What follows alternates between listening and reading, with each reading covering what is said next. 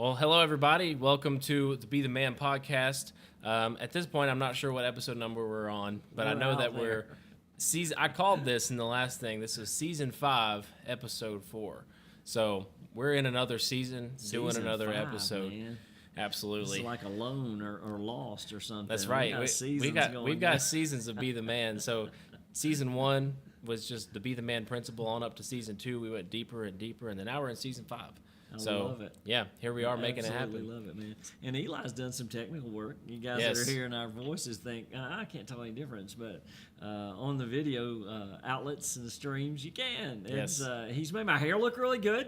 I like that, Eli. You got me all dialed in, and you just. And I don't know if y'all remember the first episode Stacey and I did on this thing. We were both trying to get used to. Now we did a good job not showing it on camera. Yeah, maybe you did but pick up on it. Yeah. we were mirrored rather than looking straight on at this. Yeah. So my right hand was my left, and it was odd. So we fixed that. Hey, yeah. So today, who knows what it's going to look like? That's Here right. we are. It looks really good to me. Looks Yes. really good. So I want to take a different spin on this episode and kind of get some questions from some wise counsel here from Pastor Stacey, and see if I can point some conversational questions to you, specifically about being a young man, about being in really broadly in the youth of the next generation.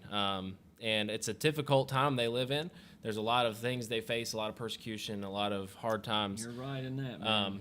And I just think it'd be good to talk about that a little bit. up They for hear it. from me a lot, our youth group here at Trinity, but I'd love for them to hear from you, Pastor. I'm up for it. From an old man's perspective, man.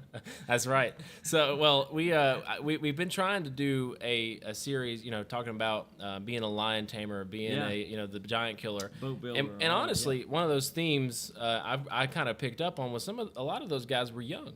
They were young guys, Very much so. Attacking the ministry full swing, and it was important for them to keep God at the front. But the first kind of thing I want to talk about is what kind of does it look like for a young man. Let's take it to a specific way. What does it look like for a young man to be called into the ministry? And I don't just mean vocationally, but what does that look like for somebody, and how do they navigate that, preacher? Yeah, so you alluded to something really cool there in that every one of us is a minister in Right. some way, shape, or form. You really can't get away from that. That if you belong to the Lord, He births you into His kingdom, certainly, but He launches you into ministry right here on this earth. You are a mouthpiece. You are a minister of the gospel of Jesus Christ. Eli, I think about young guys getting called to the ministry. From a student pastor's perspective, you can go away to a retreat, which you guys had a fantastic retreat this summer. I know Hope, all of you counselors that were there, just pouring into the lives of students, young men and women. A lot of life change. Had a lot of people come to know the Lord. Had baptized a couple just a Sunday or two ago, which is phenomenal. That's what you're after in the ministry. But I find in my years of experience, there's a point in young men's life, especially, when they find the Lord close to them in those young years, when they maybe away at a conference or maybe they're engaged in service somewhere. Yeah. And all of a sudden they feel this closeness of the Lord that they've just never felt before. And it's easy for a lot of young men to come to you and say, hey, I'm called into ministry. And they really are. What you're alluding to is true. They think maybe that's the vocational ministry. I'm going to do this day in and day out. We're blessed, brother, that we sat here called into the vocational ministry. So I think the first thing that I think about is how to discern. I think taking that time, it takes time to discern through trial and error, because I've watched a lot of young men. Hey, I'm called in the ministry, Pastor. I'm in. This is what I'm going to do with my life. And they're young, 14, 15, 17, 18. And I applaud that. I never discourage that. And if the Lord's dealing with your heart, I think that's something that you need to take very seriously. So here's kind of the context of how I would navigate that, or I think is my best advice to navigate that, is find somebody. Find somebody like Eli. Find somebody like me. There's several pastors here. Maybe you're in another church somewhere. Find someone in your church that you can go to and discuss that. Someone who's been through the feelings, the understandings that you're going through. Someone who will take your call seriously, because that is not something to take lightly when a young man comes to you and says, hey, I feel like God's calling me in the ministry. But I think at that point, the discernment comes. Am I talking about the vocational ministry, or am I just talking about He's asking me to step up in manhood and be a minister to my peers, to be a minister to, my coworkers as I go to college, maybe a minister to my college mates if that's what the Lord calls me to do. So I think, first of all, we're talking about a call to discern. Yeah. Well, what am I really looking at? Am I looking at, a vocational ministry versus just a lifetime of ministry, which we're all responsible for? So the first step, you go find somebody. The second step is start trying some stuff. Okay? Start trying some stuff. If you feel like you're called in the ministry and you want to navigate that and pursue it and see what the Lord's doing for you, I think the second greatest piece of advice I could give anybody is start getting engaged, man. Start trying some stuff. Eli, did you get engaged as a young person when you started feeling that? You're still very young, but a few years ago, how did you go about getting engaged? It's one thing for me to set where I am and say, go out there and get engaged, but it's hard for folks to allow you to be engaged, and the opportunities may seem limited to you. Absolutely. So how did you? I'll be on the other side of the fence. I like to try to give people opportunity when they come to me. I like to say, hey, let's put you in some stuff. Let's see what you do. Let's see how you feel. How from your perspective, did you navigate that, giving folks opportunity to engage in some places, just to almost test the waters is what I'm driving at. Test and see if the Lord has really called you toward that vocational ministry. Well, there are so many ways to begin with, and I think I had a unique perspective because, coming out of the heels in college, trying to figure out really what I wanted to do with life in general. And this is kind of bridges into the next thing I want to talk about anyway, was I was wrestling at that time with what the cool and popular thing was amongst my buddies versus what I knew that the Lord was calling me to. And to be honest with you, I was very conflicted. And I got involved here at Trinity. Pastor Johnny gave me a chance. You gave me a chance, and that was just took off from there. So there was a lot of things I tried. I tried auto mechanics. I tried being a mailman for FedEx. I tried all kinds of things. And I finally came down to realize that, just like you're saying, I am called into the ministry. This is what I'm supposed to be doing. And I don't know if at that point I couldn't tell if it was vocationally or not. I just knew that I had to do something. And whenever I got pretty deep into it, I realized that the Lord was calling me pretty distinctly to it. Yeah, you get around it a little while. You see what it's like. You see what the challenges are. A lot of folks think ministry is pretty easy. It's not. It's not. Quite the contrary. Not. Matter of fact, when I talk to young men, if they can do anything else, I kind of encourage them to do that. Hey, make sure that if you can do anything else vocationally, that you go do that. If you're happy doing it, and fulfilled in the Lord, go do that and minister there. It doesn't diminish your capacity. I had at my ordination council, my dear brother said, if you can close your eyes and imagine yourself doing anything else and you're happy doing That's good. You're probably not called into the ministry. And I kind of stuck with that. So that was kind of my next thing I wanted to ask you about, those in regards to being called into the ministry.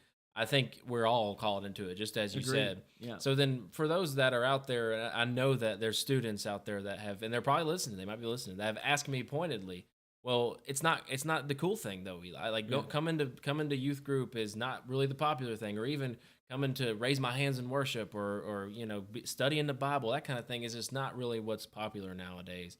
And it's kind of hard to get that differentiation of what's popular versus what's righteous. And even though it's hard for them to discern that, how do you think they can navigate that, and what kind of advice do you have for them? Well, I do believe, outside of ministerial perspective, you're just talking about following after the Lord right here. Absolutely. In this moment is how am I all in with the Lord? How do I get to that place to be all in and take ownership of my faith? And I use that term a lot with people, that there's a moment where you take ownership of your faith. You have it. I had it from a young man, but there's a moment where it became real to me, and that's in a way that it never had before. And I realized it was mine to do with what I want to do. So when you get there, then it gets a little easier to step out of the comfort zone. Now, honestly, we talk about young people as struggling with peer pressure, but the truth is people my age struggle with it. You look around and you see these people doing this and they're going there, and this is how they treat their kids or their grandkids, whatever the case may be. And the peer pressure's there to make sure that you're on the same plane with them.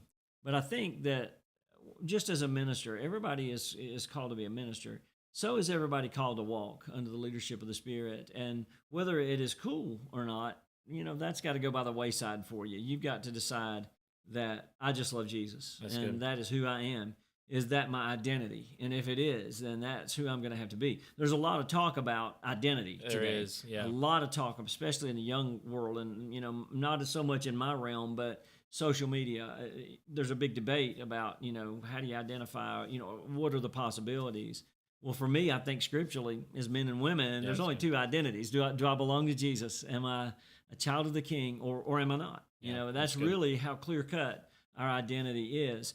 And I always go back to this at the end of the day because, I do a lot of things. You and I are here a lot.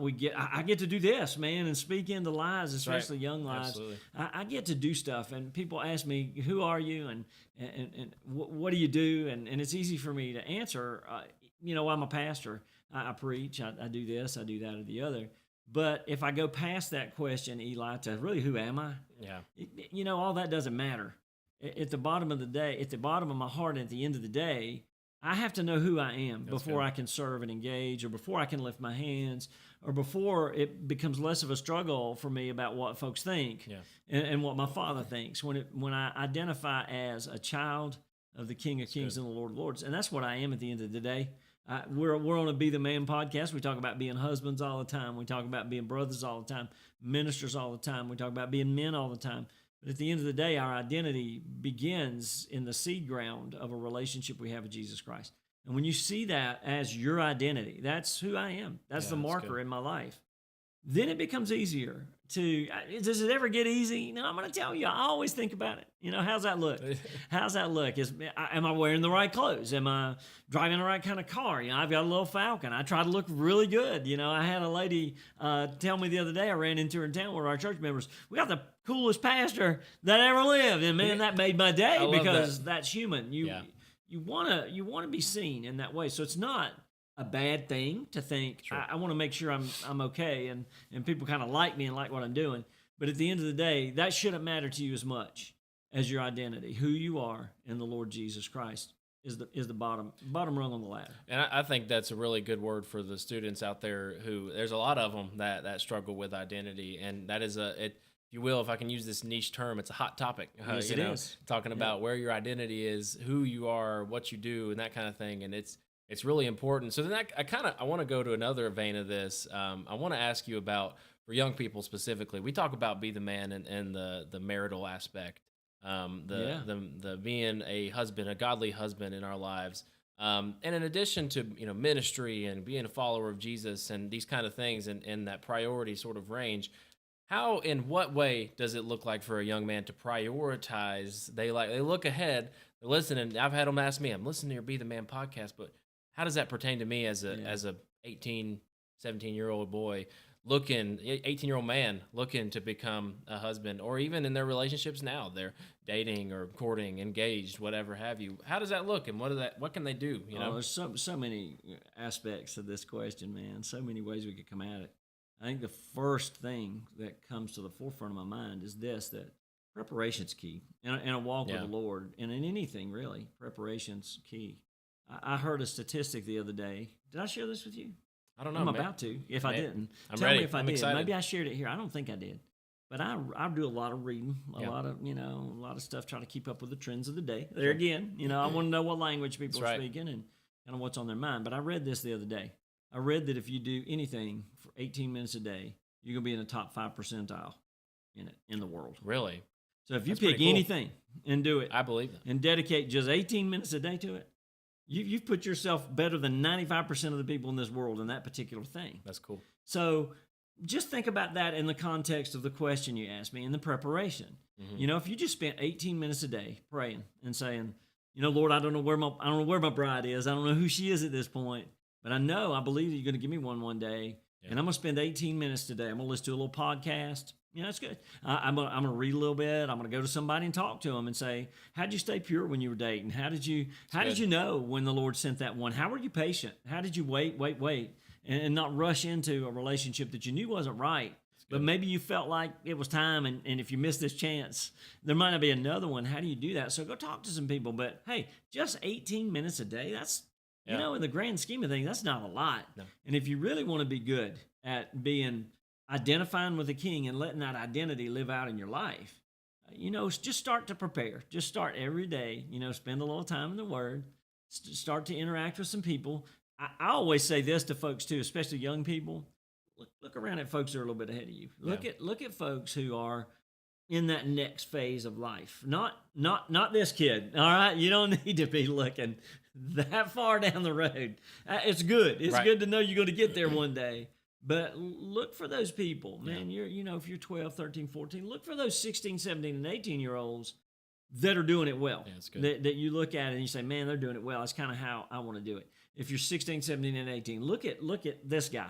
Look at those guys in college. Look at these young married folks and say, that's how I want to do it right there. Absolutely. And begin to hang around with them, because when you begin to hang around with them, all of a sudden you're preparing yourself to go to the place where they are in life and really even beyond. My aim for you would be that you shoot higher. Eli and Hope are doing fantastic.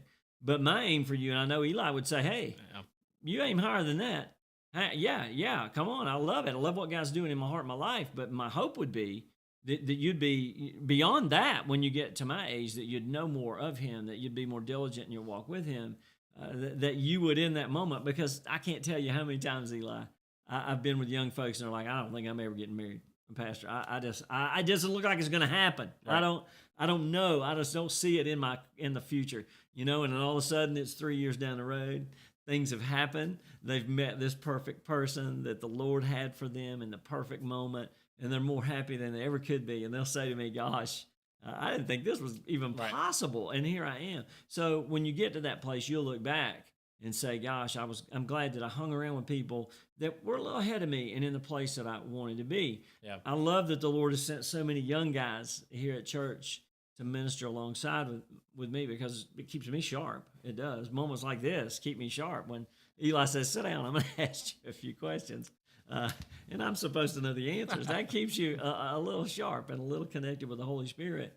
But on the flip side, I hope that I give them something. I hope that when I stand in the pulpit week after week, they can see that how I've prepared, how I deliver, the heart, that there's something in what I'm doing. Yeah. And I hope that when I'm done and when I'm either gone to be with the Lord or out there in some other place, that when they get to be my age and they're doing what I'm doing in this place or in some place, somewhere, that they're better at it than I ever had time to be, and that they're further along. So that would be, I think that to me is a grand piece of advice, just to make sure and pick who you're following after, because that's preparing you, whether you believe it or not. You spend 18 minutes with the wrong dude, guys, every day. You're setting yourself up for a problem. So make sure that you're picking folks who are a little bit ahead of you, and man, you're looking at. And I'm gonna say something to the folks who are a little bit ahead. Make time, okay? Make time for those young folks that are behind you just a little bit. Don't put them off because that's not cool to hang around with them. Right. Make time for them to be with you, to be around you, and to see who you are and what you do and how you're doing it. Guys, and I think that this is a big aspect of being the man in general, and just in the ministerial aspect of that I've learned a lot from is finding a mentor, finding somebody you can connect with, like a Pastor Stacey for me, that kind of Paul and Timothy relationship, looking to somebody that can give you some sound advice and somebody that you can count on. And I want this to be a part two. I want there to be a part two to this, Pastor, because I'm looking at the time. I know we're running out of time. We're getting there, aren't we? We're gonna have to. I'm gonna have to log off of here, but I want this to be a part two because there's a lot of things that we're hitting here that I want to expound on. And the last thing I want to ask you about while we tie this up is in that vein of mentorship. Mm-hmm. What can they look for in a mentor, and how, and it's kind of somebody asked me a funny question the other day about, well, how do I even approach that kind of person? Yeah. And one of the interesting things I remember, Pastor, you telling me was sometimes the people that are mentors in your life, you don't even know they're doing it, or they don't even know they're doing it. No. So how can you speak to that? It's almost a spiritual thing that happens. I think I'm going to go on the negative side of it. I'm going to tell you what not to look for. Okay. I wouldn't approach that guy that's screaming, I'm a mentor. All right, I really wouldn't. Right. So maybe if I can give you a couple things that you look to say, maybe not. I wouldn't approach that person that's screaming, I know everything about everything. The best thing you can do is come and spend time with me. Hey, come on, I'll teach you everything you need to know. I think that to me is something that I would be wary of that. That's unless good. The Holy Spirit just told me that. I think you're looking for in a mentor that guy is humble, that maybe when you go to him, it astonishes him a little bit. And I don't know if I got anything I can tell you. And Eli's right. I've told these guys, I tell them all the time, most of the ministry I do, I don't even know I've done it. Right. If it's really kingdom oriented and it's going to last forever. So I think the best thing to do is stand back, watch that guy that's just doing it. If you happen to be a lady picking this up, watch that lady that's just doing it, that's conducting herself well. Is the guy happy? Does he look content? I mean, when you look at his life, do you see a genuine evidence that he's content with his relationship with the Lord, that he's growing, and that he's investing? Where is he? Where does he spend most of his time? How does he invest? How does he look with other people? And I promise you that when you identify that guy, you go to him, he's going to be excited you came. Don't you let fear stop you, and don't hesitate. And I tell you, I'll be honest with you, you can only mentor so many people. There's only so many people you can have in your life. But I try, if folks come to me and I don't feel like I'm maybe the match for them, I try to connect them with someone who is. I think of somebody comes to me and says, "Hey, I want to be a worship pastor." My natural inclination is going to be, "Gosh, let me let you talk to Johnny. Let me let you get with him, because he's doing it. He's doing it well. He's doing it right." And while I might know something about ministerial side of life and I'd be willing to help, might be better that somebody else is there. So even don't be afraid to approach someone, because it might be them. And I promise you, if it is, that they'll respond so affirmatively to you, and they'll be so welcoming. And I got to be honest with you, I'm humbled a little bit anytime anybody asks me anything like that, to hang out with me a little bit. That's an honor for me. But if I can't do it, or I think someone's more suited, I'm glad to say, I know someone. I know someone that would be very valuable in your life. And I can speak to this too. There are so many men that I look to as mentors that don't even know. You don't need to have just one. No, absolutely. Yeah. And I remember one of the things Dad told me when I first started in ministry was, he said, you got to find somebody that you can look up to, that can give you some answers when you have the questions, and somebody that can be there for you when you need them the most. And there's countless people at this. I can name off a lot of names of people who've been here in my life, and I think it's important to have that, but it's also important, to not be afraid to ask questions. I think that's one of the things that helped me out a ton. Is just when there's no question that's a dumb question. Only one you don't ask. Exactly. And I will tell you guys, you're listening to a kid that I wouldn't ask anybody any questions because I was afraid. I really was, absolutely, for a large portion of my life. Even in seminary, I would say I was not the guy that was asking questions of these people with PhDs and PhDs and all that stuff. I didn't want to be there. Again, you're talking about students that are, that doesn't look cool. I didn't want to not look cool, like I didn't know the answer to some obvious question. But I tell you, I learned so much more. Yeah. And it got so much richer when I realized, if I'm thinking it, there's probably 20 people in this room thinking the same thing. Let me just ask it, and we'll deal with it, and they're there to help you learn, and you're there to learn. So same in life, when you connect with someone, if you don't ask, you're not going to know. That's right. Pastor, I appreciate your responses, man. These questions, I know they've been kind of, you guys didn't know this, but we were unscripted, a little bit. I had an idea of some of the things I was going to ask him, but I just knew that, he's always a guy I can go to with questions. And if you guys ever have anything out there, definitely don't hesitate to reach out to either one of us. I actually have underneath the podcast, there's a little poll thing there. You just type in a question if you've got something for us. You got questions, we got answers. We hope we do. Anyway, we can try our best. We'll pray with you, and if we don't, we'll tell you. That's and right. We'll figure it out together. Well, and I want you guys to be in touch with us. Make sure you check out the Trinity of Fairview page on Instagram and the website and Facebook. We're connecting all the time. So if you guys ever need anything, definitely reach out to us. And there's going to be a part 2 to this. I look forward to it. I hate to cut us off, but I'm looking at the time, and I think that we're going to have to get ready for the service tonight. So we appreciate you guys. Pastor, you got anything else for them? No, just love y'all, and I'm thankful to get a moment to speak into your life and know that somebody that's a few generations ahead of you has a passion for you and cares about you and expects God to do great things in and through you. Amen. Well, we'll see you guys next time. I appreciate y'all.